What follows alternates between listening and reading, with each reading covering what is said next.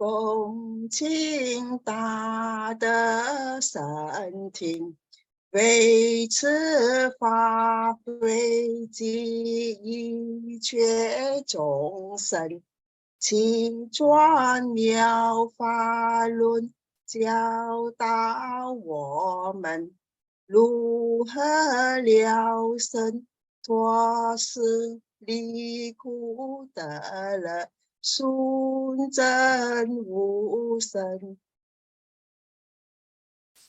View the Shankar with great virtue, out of compassion, for the sake of this assembly and all living beings.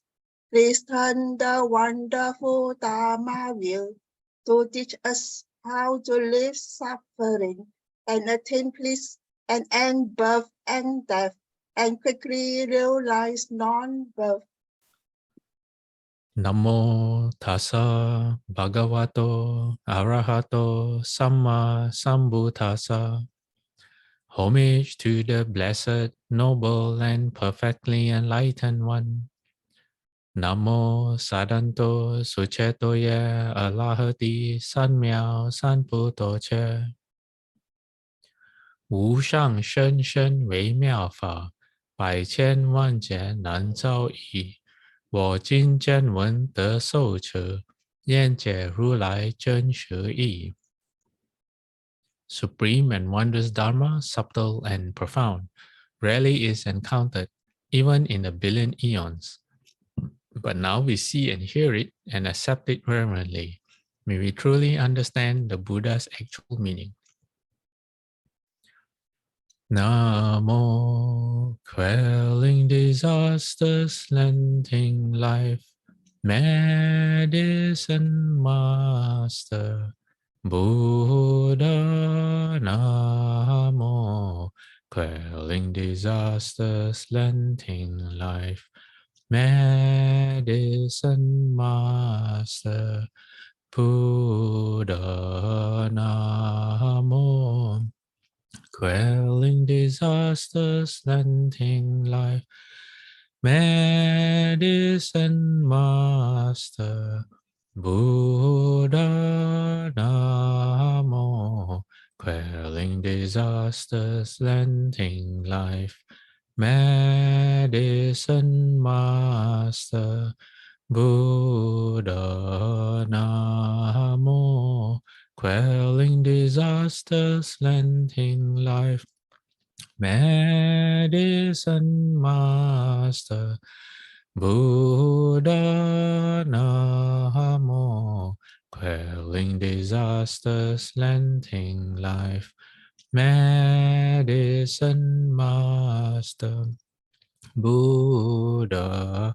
Namo, quelling disasters, lending life, medicine master, Buddha. Medicine master does come one, medicine master does come one, medicine master does come one, medicine master does come one. Buddhas, Bodhisattvas, Realm of Master, and all good knowing advisors, welcome back. This is lecture number 111 of our exploration of the Dharma. Let me get today's slide up. Okay. Any questions? I hope there will be some questions. I really enjoy getting questions. No? No questions? Okay. And if you don't want to ask right now, or you want to wait, or you can type it into the chat box. Okay. So where are we today? So last week we had some questions about how do we practice loving kindness. I'm not sure if I did a proper introduction as to the steps. I think I might have, but it wasn't very clear. So what we're going to do is we're going to take a slight step back today. I'm going to, I'll just show you, it's so much easier. Okay, so if you look at your screen, we're going to briefly, very quickly go through the 3 steps of how we practice loving kindness. Okay, which is step 1, you do it for yourself. And then when you are good at making yourself happy in a way, not happy, but when you learn to appreciate yourself, when you have generated loving kindness for yourself, then step 2 is you do it for others. And then as step 2 and step 3 is kind of how you say, it's kind of it should be your 2 feet walking down the path. Okay, step 1 you can do by itself. It's like you're hopping on 1 foot. Okay, and why I say hopping on 1 foot, I'll show you in the next slide. And then step 2 is kind of like your left or your right foot, and then step 3 is the other foot.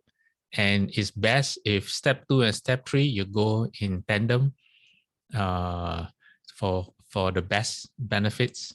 Yeah. Okay. So what do I mean when I say hopping on 1 foot?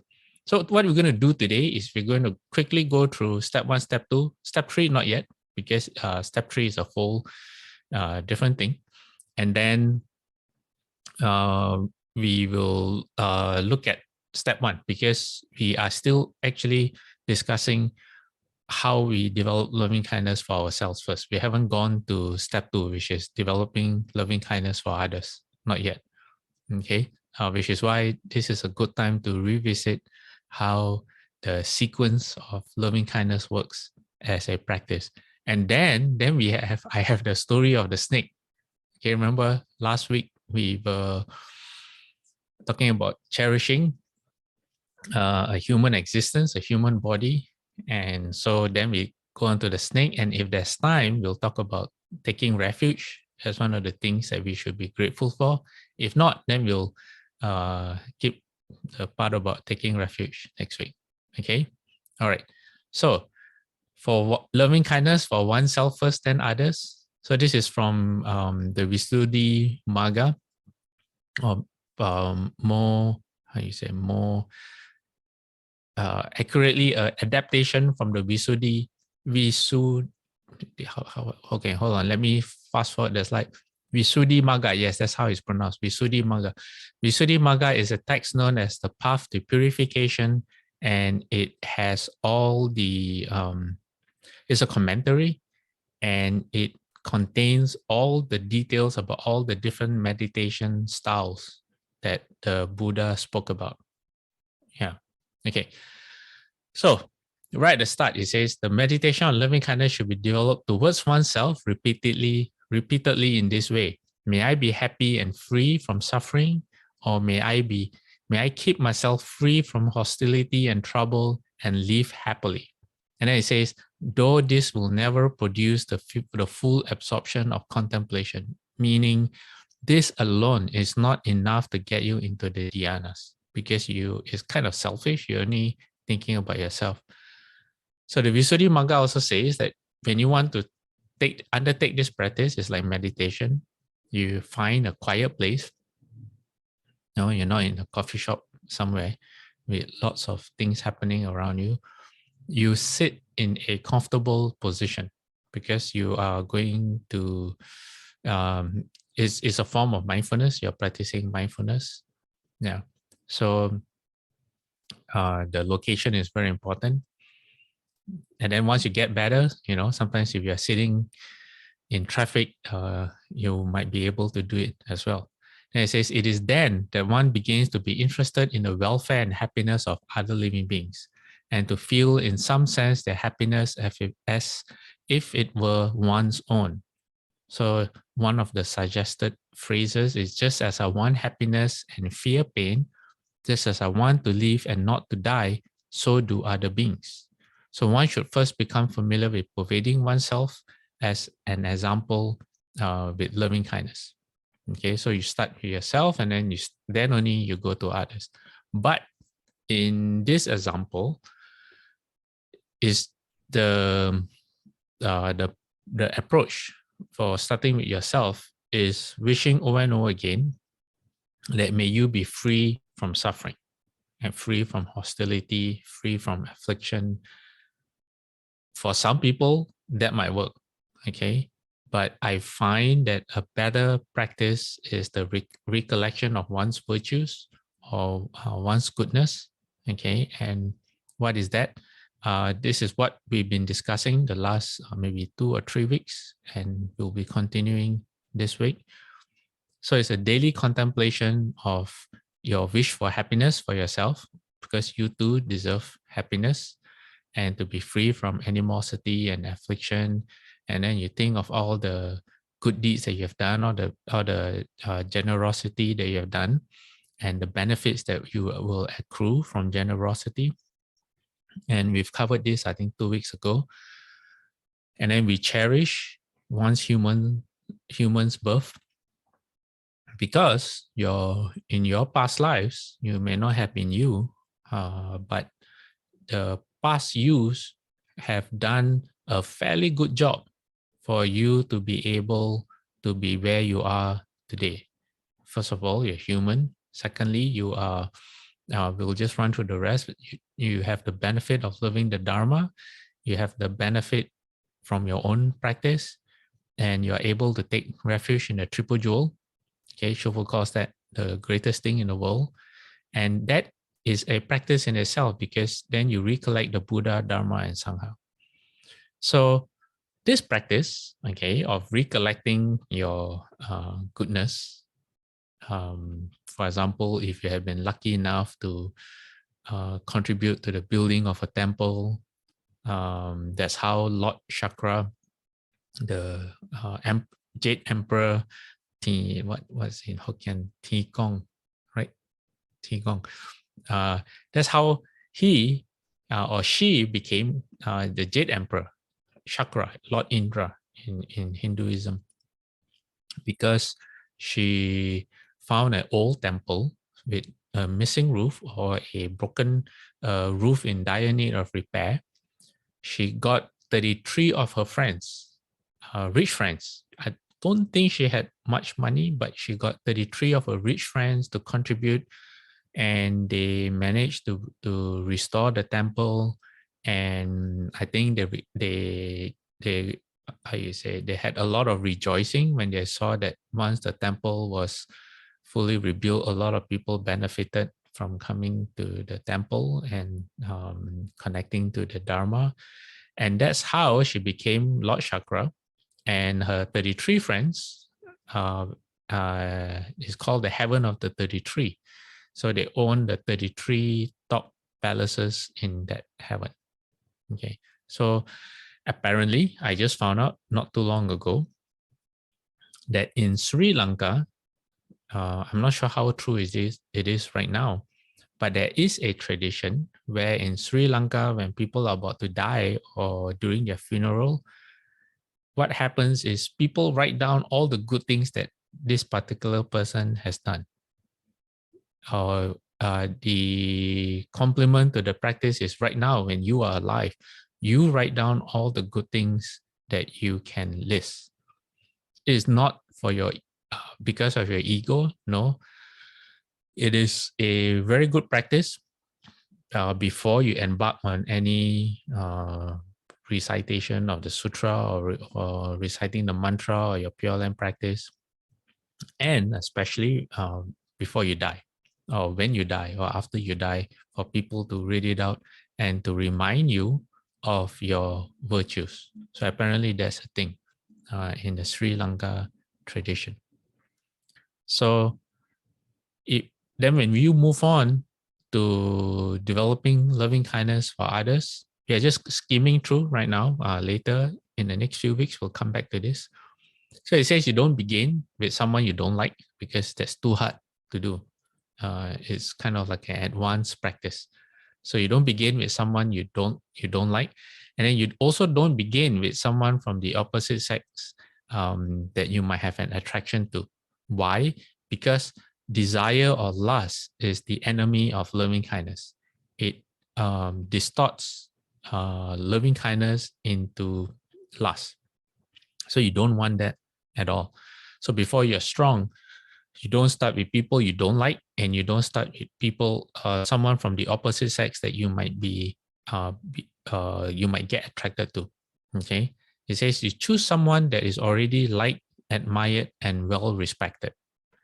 The meditation can then be developed towards him or her, remembering endearing words or virtues of his. This is part of the recollection of the Buddha, for example, or you can recollect your master, if, for example, Shufu, if you're taking refuge with Shufu, and thinking such thoughts about him as may he be happy. In this way, the full absorption of contemplation in which the word meditation is left behind can be attained. So this is how you get into proper dhyana. So when you have instead of hopping on one leg, you're just developing loving kindness for yourself. When you get better at loving kindness for others, then this is where you're using both of your legs. Okay. Then it says, when this has become familiar, one can begin to practice loving kindness towards a dearly beloved companion, and then towards a neutral person as very dear, or towards an enemy as neutral. Okay. So a neutral person becomes someone you can care for, their happiness affects you. And then an enemy, you take baby steps. So for an enemy, maybe it's very hard to become dear, they're out to harm you, but at least you can be neutral towards them. There's actually a sutra, the Buddha talks about the 4 ways to deal with an enemy. We'll come to that sutra when we come back to this. So it is when dealing with an enemy, the anger can arise, and all means must be tried in order to get rid of it. As soon as this has succeeded, one will be able to regard an enemy without resentment and with loving kindness in the same way as one does the admired person, the dearly loved friend, and the neutral person. So the practice is very practical. It's also very, it's a step-by-step practice, as all things conditioned are. You build one to get to the next stage. Okay. Then it says, then with repeated practice, you get better and better. Jhana or dhyana absorption should be attained in all cases. Loving kindness can now be effectively maintained in being towards all beings, or to certain groups of beings at a time, or in one direction at a time to all, or to certain groups in succession. Loving kindness ought to be brought to the point where there are no longer any barriers set between persons, and for this, the following example is given. Suppose a man, okay, before we get to the example, Ron has a question. What does absorption mean? It just means concentration when you meditate. Let me see if I can recall if there's a technical. There is a technical definition. For now, if I were to guess, and I'm not sure if this is correct, you can substitute it for single pointedness of mind. It means your mind is unwavering on your meditation subject, so you're fully absorbed and not distracted, or not easily distracted. Okay. All right. So it says how you do loving kindness. The example, how do you know when you have no longer any barriers between people and your loving kindness is full? All right. It says, okay, so the example is this. Suppose a man is with a dear, a neutral, and a hostile person, himself being the 4th. So there's 4, including you, there's 4 people. Okay, so someone you really care for, someone anything happens to that person, you don't really care, and then someone you don't like. All right. And then bandits come to him and say, we need one of you for a human sacrifice. Okay, so it's a bit of an extreme example to prove a point. Okay, so what would a normal person do? A normal person would probably say, okay, I really hate this person. This person is very dear to me. Maybe it's my mother or my son or my daughter. I'd rather you harm me than harm someone I'm dear to, but take my enemy, please. I volunteer my enemy. Okay. So it says, now if that person or that man thinks, let them, okay, there's a typo, it should be let them take this one or that one. So you have a choice. you actually have a distinction in your mind, okay, a preference for someone over someone else. He has not yet broken down the barriers. And also, if he thinks, let them take me, but not this tree, he has not broken down the barriers either. So if you sacrifice yourself and say, oh, this is my chance to become a bodhisattva, okay? So you're going to volunteer yourself in the place of 3 others. Apparently, this is not a sign that your loving practice of loving kindness is full. Say why? Why not?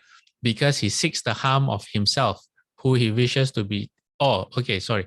Because he seeks the harm of him, who he wishes to be taken, and the welfare of only the other 3. So you don't have loving kindness for yourself. You don't see yourself as worthy of living as well. Okay, so it's true only with that caveat.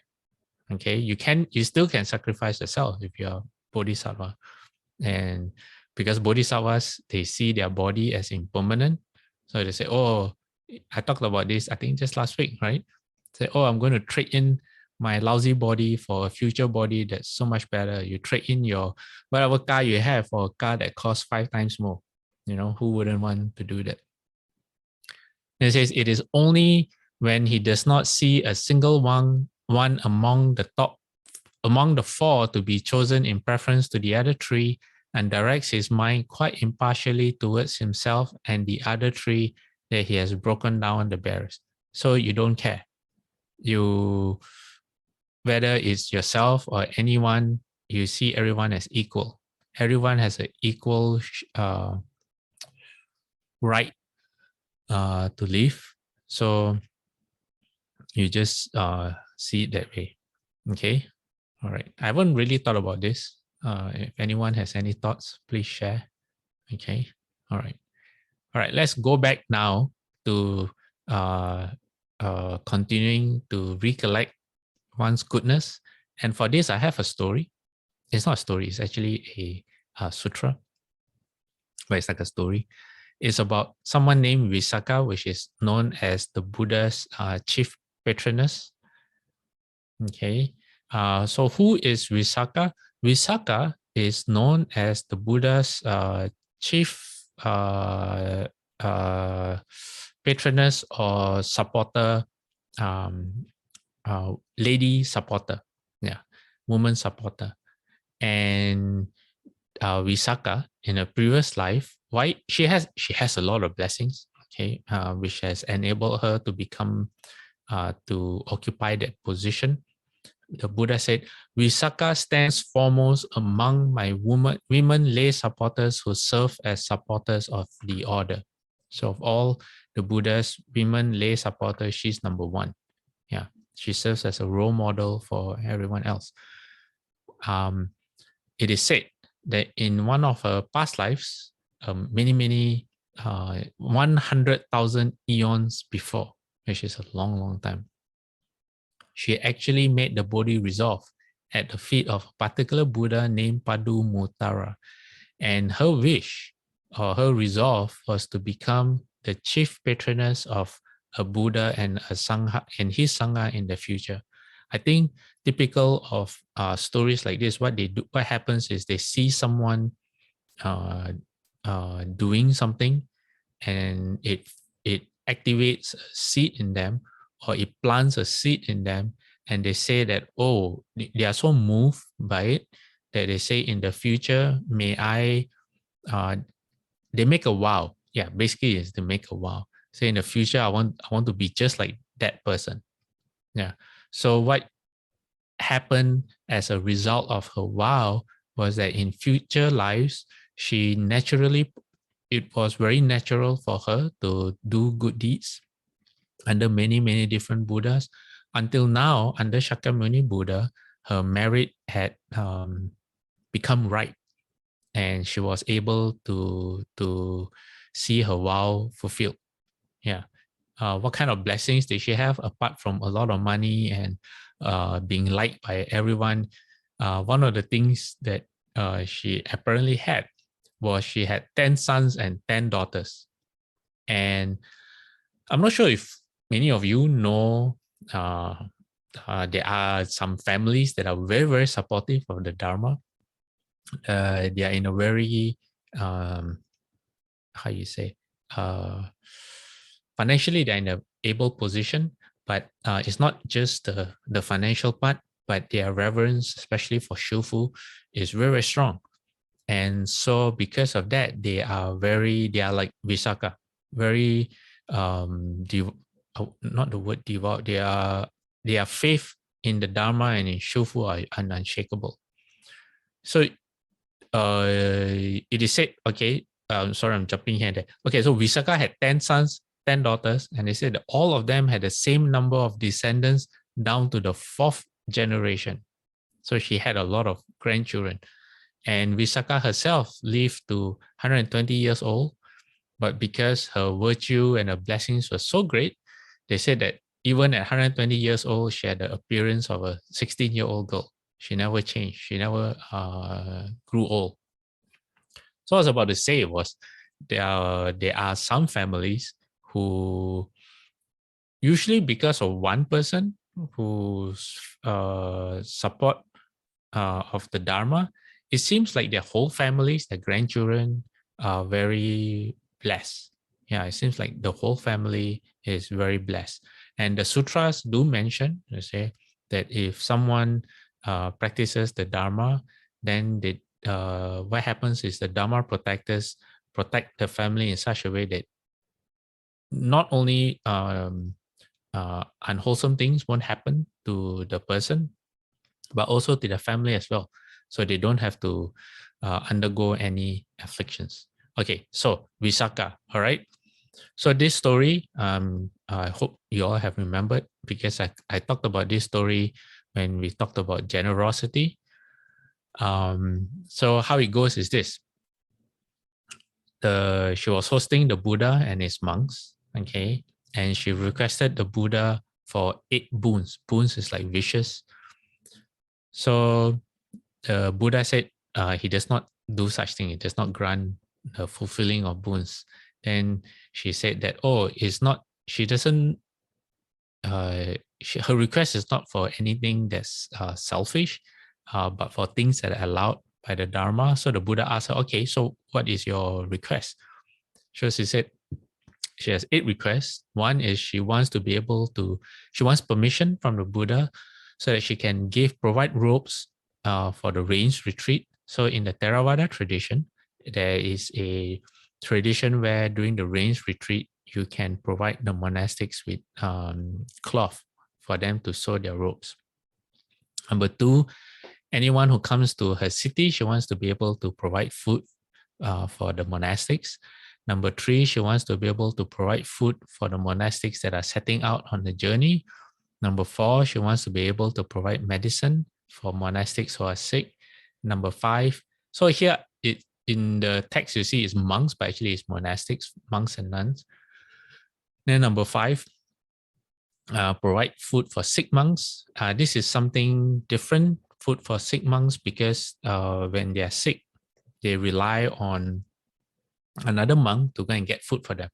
And when this monk goes out to get food for them, sometimes the timing is inconvenient, and then it may end up that the other monk may not be able to eat something. I don't have the full details, but so what she wants to do is to do it in a very convenient way, so that both the sick monk as well as the monk going for alms on behalf of himself and the sick monk don't have to undergo any inconvenience.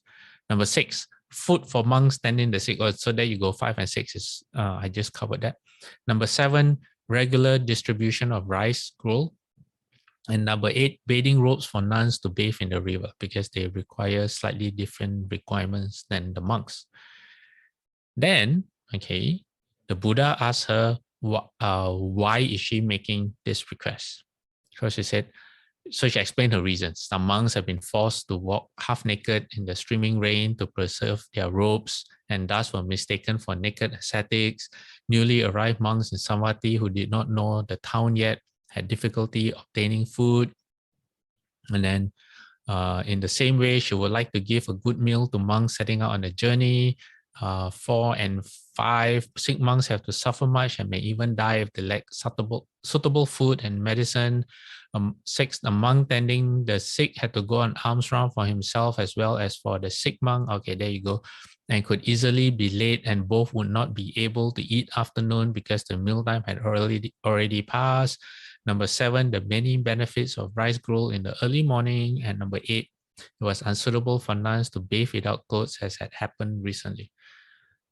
So you can see that her request, there's a lot of loving kindness behind that request. A lot of the mindset is for the well-being of the monastics. Okay, a lot of compassion there as well. And then, so after she had explained in her reasons, then the Buddha asked her, okay, so those are your external reasons. Now, what are your internal benefits that you expect? Basically, what's when it comes to your practice, why are you requesting for this? You desire to be born in the heavens, or then the text says her answer shows how subtly and profoundly she had grasped the distinction between outward acts of virtue and inner mental training. What does that mean? Okay, she told the Buddha, it says, bhikkhus who have spent the rains in different regions will come to Savatthi to see the Blessed One, the Buddha.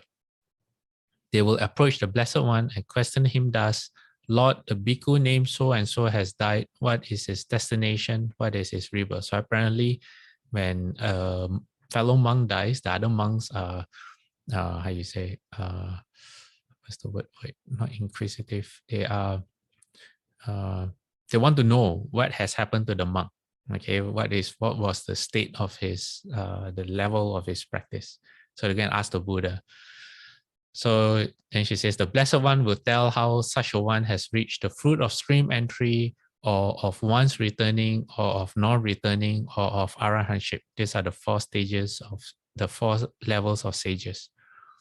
Then she says, then she will approach the bhikkhus, or the monks, and ask, Lords, did that bhikkhu ever come to Savatthi?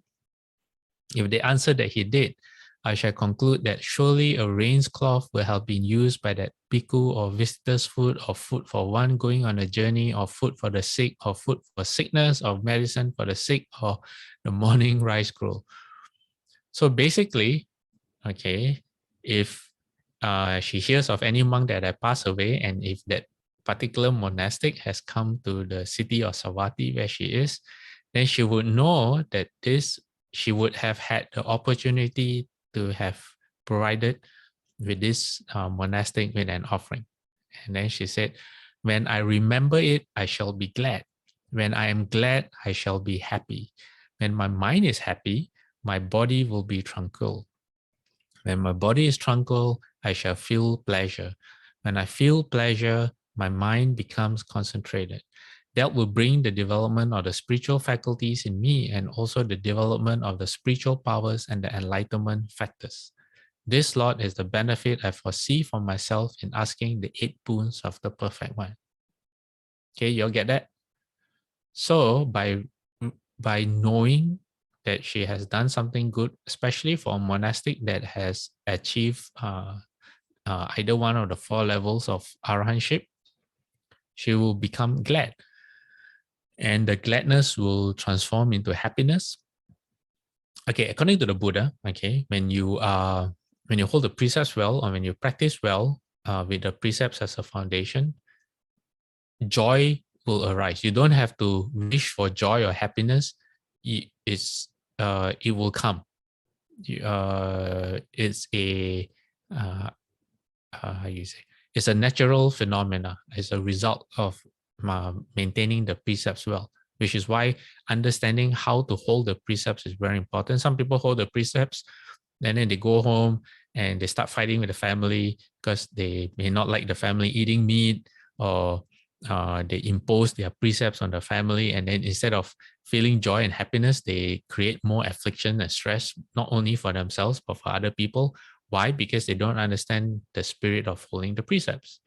So, but when you do it well, or when you recollect the goodness in you, then gladness is a result. And the gladness leads to happiness. And when the mind is happy, the body corresponds by being tranquil. And then when the body is tranquil, she will feel pleasure. This is the rapture. I will share with you. I will move on to the next slide. You have seen before. The formula starts with precepts, but in our case right now, we will start with loving kindness, okay, which will then, of course, you need the precepts, but if you have proper loving kindness, precepts will be part of the loving kindness. Then you have freedom from remorse, you have joy and gladness, you have rapture and tranquility, which is the body, you have happiness, then it leads to concentration because when you sit down to meditate or recite the Buddha's name, your body doesn't fight with you anymore. The body just becomes very blind, very soft. Then through concentration or absorption, then you are able to see the way your mind works and your relationship with the world around you. And then you lessen your desires, and then you get the fruit of the path. Okay. All right. So then the Buddha said, good, Visakha. It is good that you have asked the perfect one for the 8 boons. For seeing these benefits, I grant you the 8 boons. So the text concludes with, so live Visakha, Megara's mother. That's kind of like a name people know her by. Megara is actually her father. So Megara is her, is her father-in-law. Megara is actually her father-in-law, and he was not from, he didn't consider himself a disciple of the Buddha. But something happened, and she was able to invite the Buddha and the monks to her place where her father-in-law stayed. And because of that, the father-in-law became a stream enterer, although he was not a disciple of the Buddha. And after became a stream enterer, a first level arhat, he said, although you're my daughter-in-law, because of you, now I've gained this wisdom. I will now call you Megara's mother, referring to her as his mother instead, that kind of reverence. Clifford, do you have a question? No? Okay, I'm going to mute your mic. Okay. So she became a stream enterer. And due to her practice in this way. Okay. All right. Do we have any questions at this point in time? Anyone? No? No questions? Okay.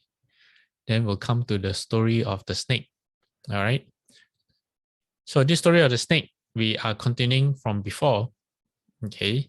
It is when I also heard this story was also told to me by someone who was in the Buddha hall when it all happened.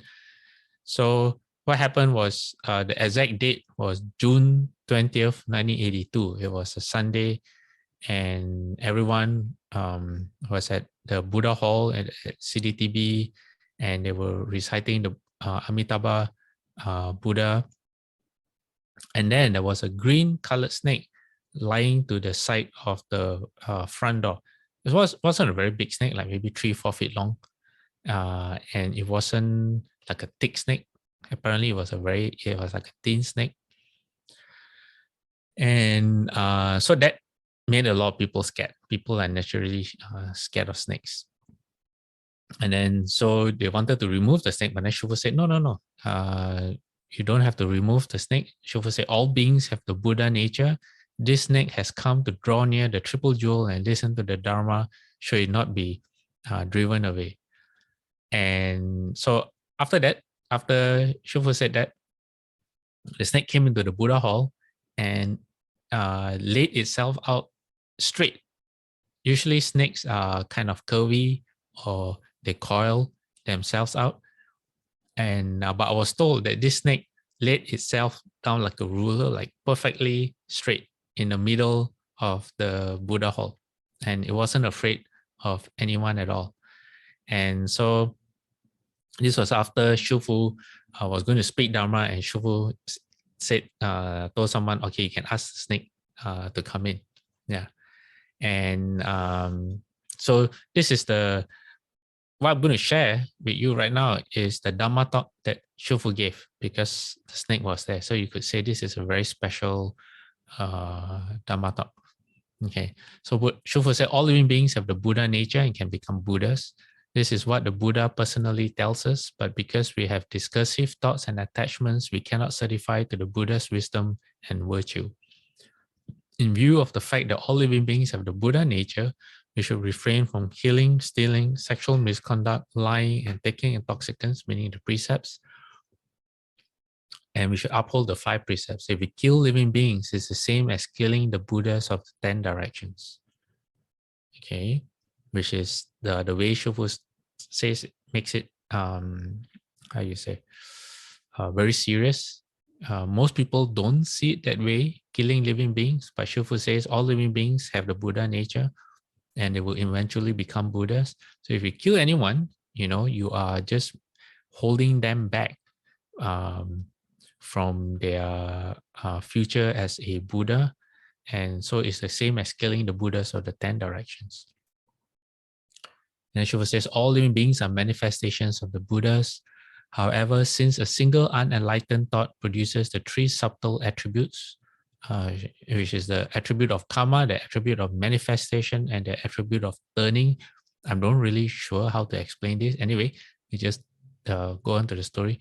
The more we run, the further off we stray, and so we sink and drown in the sea of suffering, losing sight of the truth forever.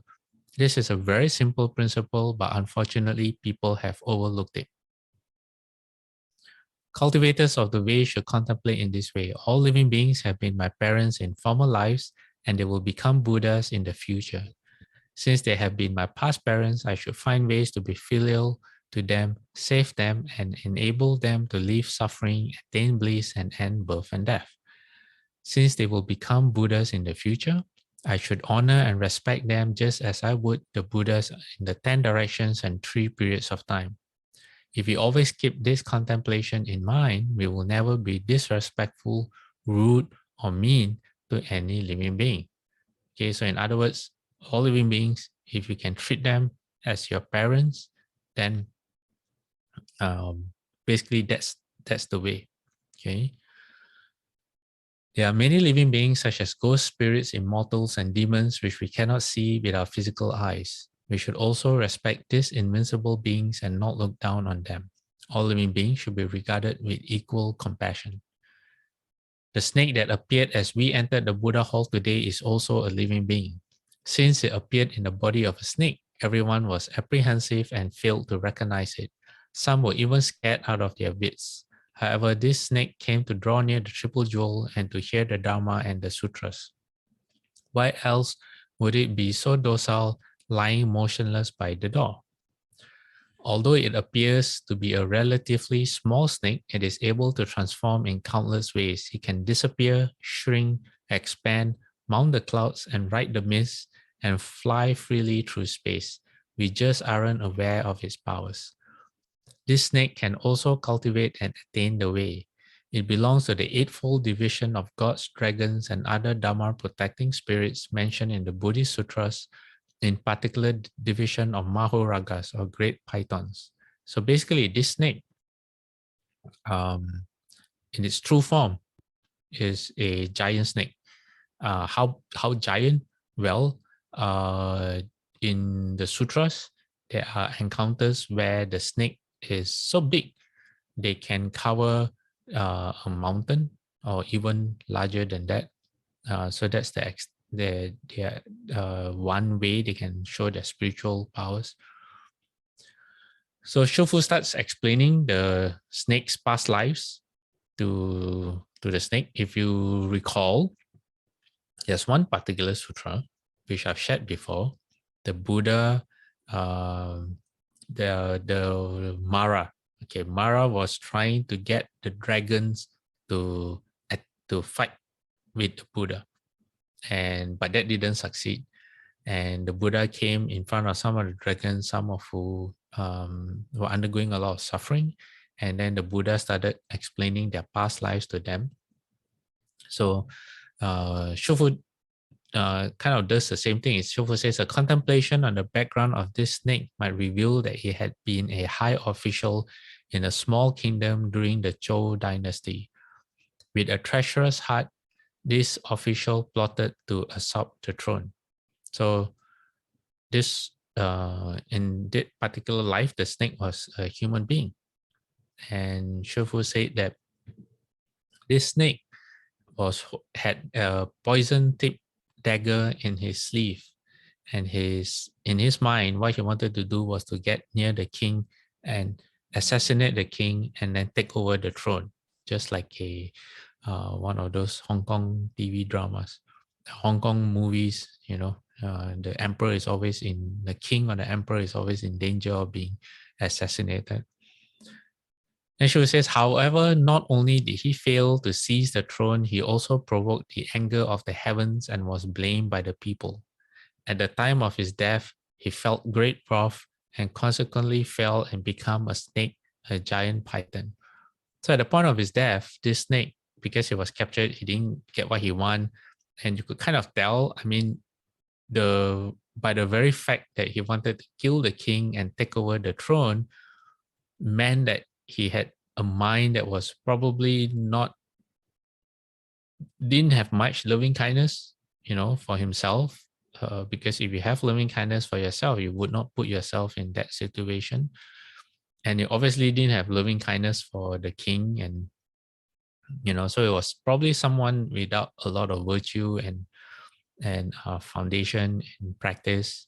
And worse still, you get caught, and against the king, your death wouldn't be a pleasant one. So as a result, he fell. So you put this in contrast, with the practice of recollecting your goodness on a daily basis, and so that until at a point of death, you are always you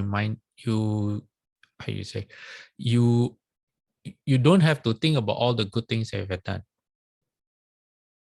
And just, this contrast. Okay, so then Shufu says, two kinds of forces operate in the world, yin and yang, or good and evil. In other words, in your mind right now, and you have the ability to decide, you can always decide between good and evil.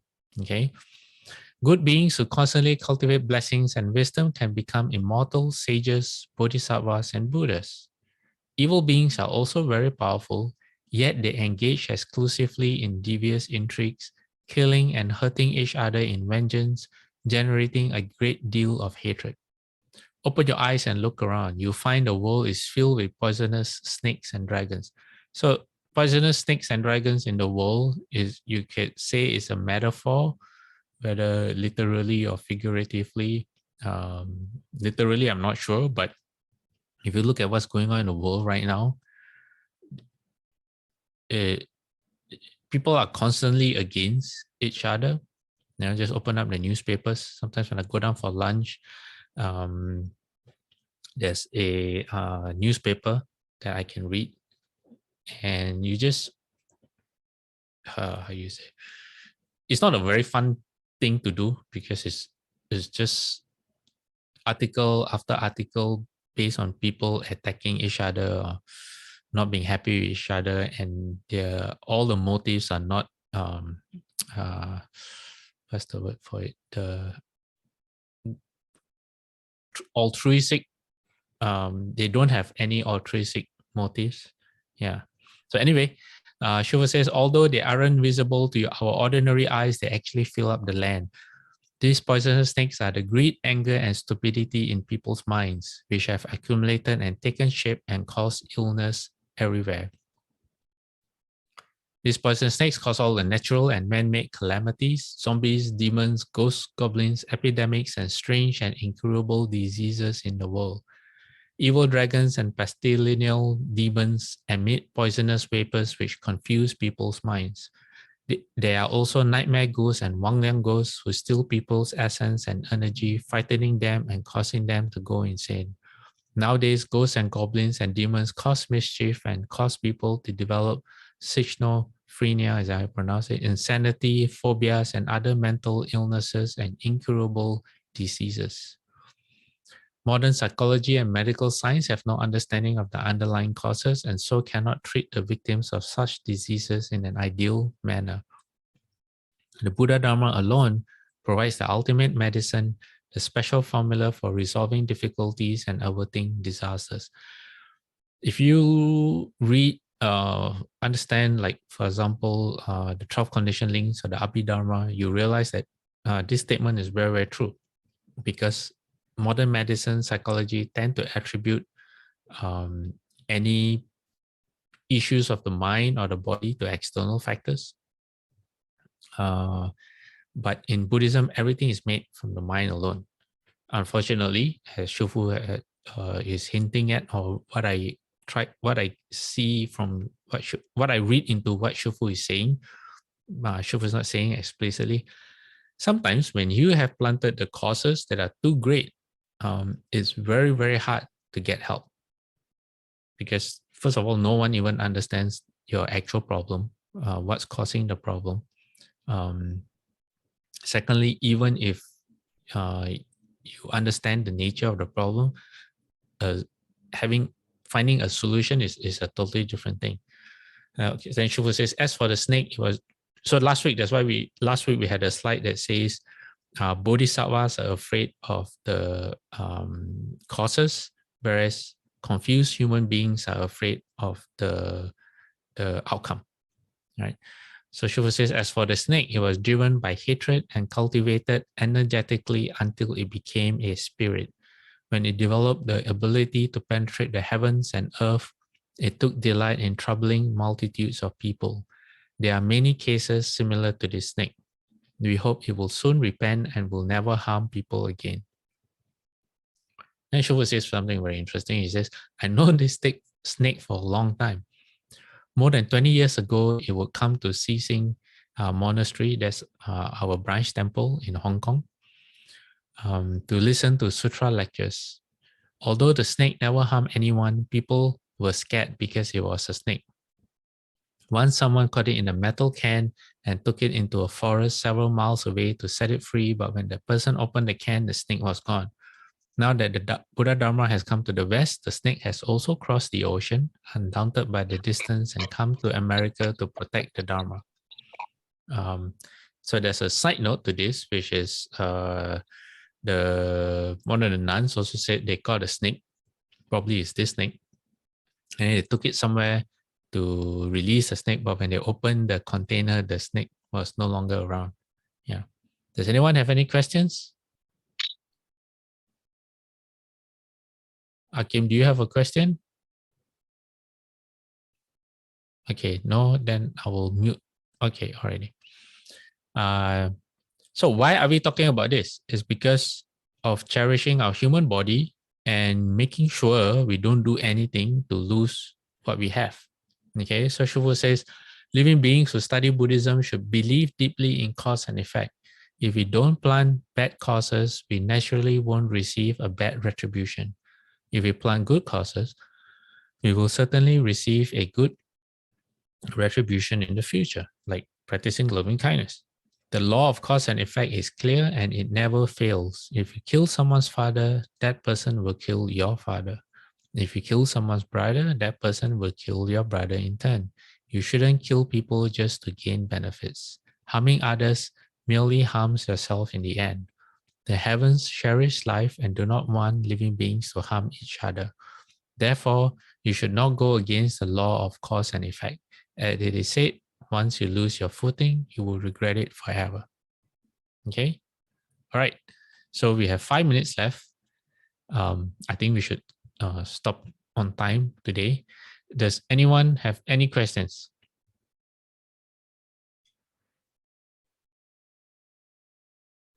No? Or anything you want to share? You can ask anything about the Dharma, as long as it's related to the Dharma. No? Shufu, Yes. I have a burning question. Yes, Isabella. the loving kindness, Shifu, there's two parts to it, I suppose, because I'm reading this. One, you actually talk about the credits and the merits, and it's linked back there again in terms of my past life and my future going forward. So the teachings I'm hearing here is that, because I can reflect on my past generation of my family that has suffered quite a bit, because they used to say something like, I want to be able to take that burden from my future generation. All right. So is that classified as loving kindness? Because they would do everything they can to unload certain things that had been done in the family, and they feel very selfless in giving that loving kindness. I think that's what it is in terms of sacrifice. I want to unpack this out, because I think, apart from the snake story, I thought that part resonated with me in terms of taking the burden from the future family. Is that what you had taught today? Okay, let me see if I understood your question. You said that, for example, like a family might have done certain things, and now is it the family or you in the family or someone in the family wants to be able to make up for, or atone for the things that have been done for the sake of future generations? Is it something like that? Yes, perfectly put. Yes. Okay. Thank you. All right. Usually, when it comes to creating cause and effect, the cause and effect is very personalized, as in you cannot transfer. So if I'm responsible, I do something, I'm responsible for myself. No one else can shoulder that responsibility for me. So that aspect of cause and effect is there. Until you reach a certain level in your practice where you cross over into emptiness, into prajna paramita, and then you see that cause and effect is actually conditional in itself, just like our conditioned existence. So cause and effect or karma then becomes empty. And then, but that's for the individual. A story to illustrate that is when Mahamaglayana, which is the Buddha's disciple, known for being foremost in his spiritual abilities. When he became an arhat, he looked for his parents. He found his dad in the heavens and said, okay, I don't have to worry about my father. And then he looked for his mother, and his mother was born as a hungry ghost. So this caused him great distress. So what he did was he went to his mom and he gave his mother a bowl of rice. And the mother took the bowl of rice, and the mother tried to eat the rice, but was unable to because the rice turned into hot coals in her mouth. The way to explain that is different beings see. Okay, I won't go into that. Basically, the mother could not eat the rice because it turned into burning hot coals, whether that's literally or like figuratively, because like if we have a sore throat, even water becomes fire in our throat. I'm not sure, but the mother was suffering greatly. And Mahamaglayana, Venerable Mahamaglayana, despite his great spiritual powers, could not do anything to help his mother. So he went to the Buddha for help. And that resulted in the Ulambana ceremony that we have. So to alter someone's karma is very, very hard.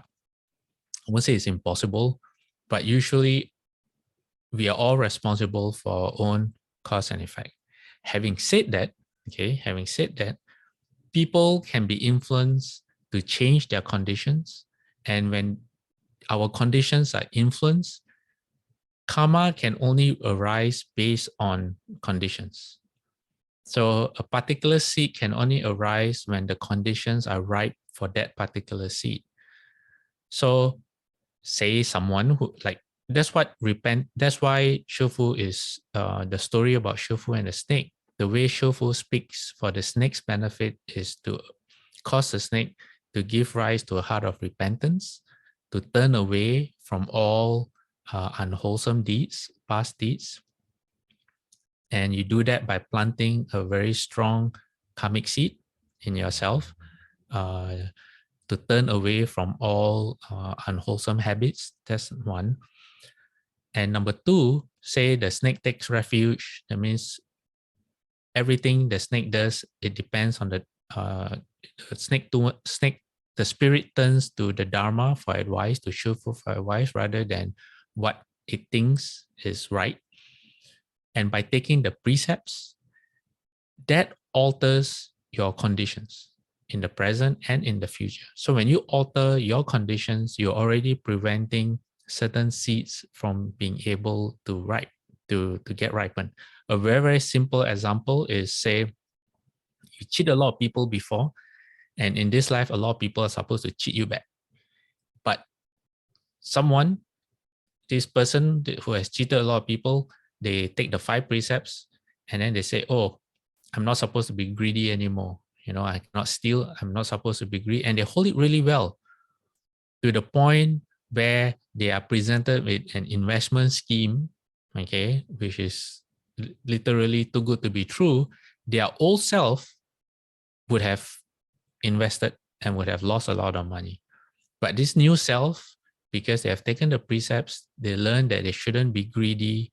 They say, okay, I'll just let this scheme go. I really want to invest, but I shouldn't be greedy, and therefore I'll rather play it safe. And guess what? The opportunity to get cheated is not there because they have taken the precepts. So that's one way we can alter our past karma. So indirectly, if someone in the family practices well and becomes a good influence on the other family members, a wholesome influence, then you would have this indirect influence. And then there's a third aspect, which is what I mentioned. And this one is in the sutras. When you practice well, then you get the benefit of Dharma protecting spirits, and they protect the household. So that may not resolve the certain karmic aspects of the other family members, but it does help to a certain extent. So these are the things I can think of. Does that kind of answer your question, Isabella? Yes, it does. Yes, it does, because I've witnessed it actually in terms of it's a very strange thing. Yeah, I thank you so much. I think it clears up a lot. I've seen a lot of families actually practice this, so that's why I just asked. I'm just very curious about this. Thank you. Okay. Yeah. Also, it reminds how you say, because families tend to get reborn together with each other. That's why relationships within the family sometimes are very, very complicated.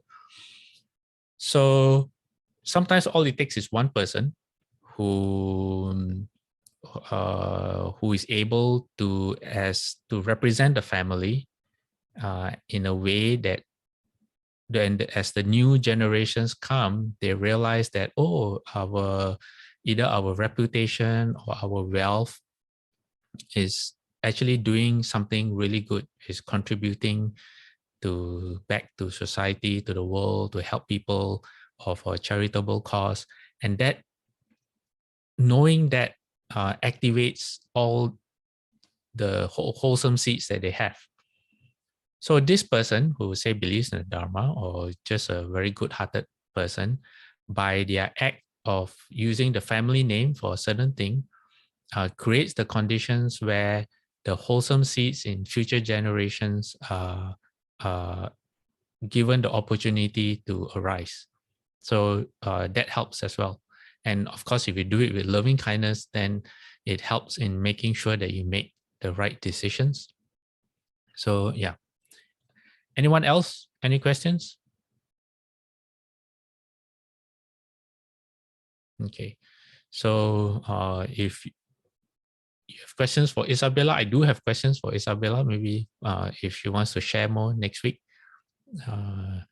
it would be nice. If not, then let me end this particular slideshow. And then next week, what we'll do is we'll go back to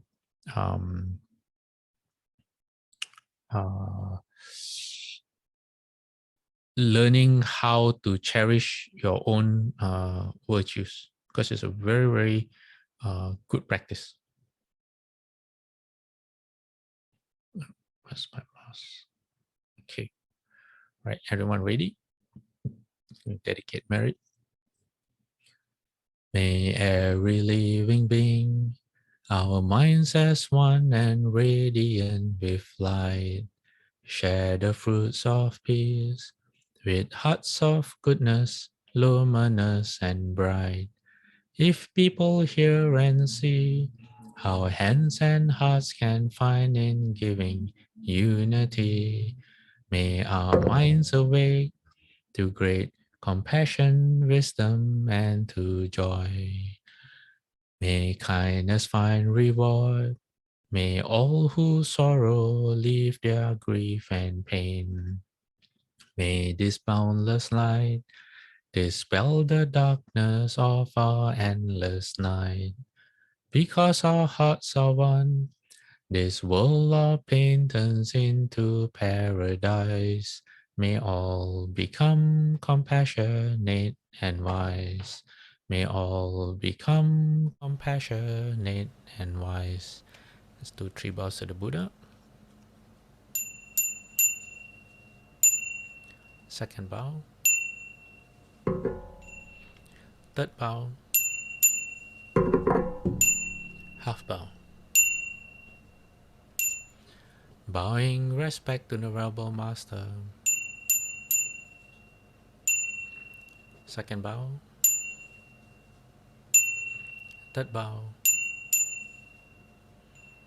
Half bow.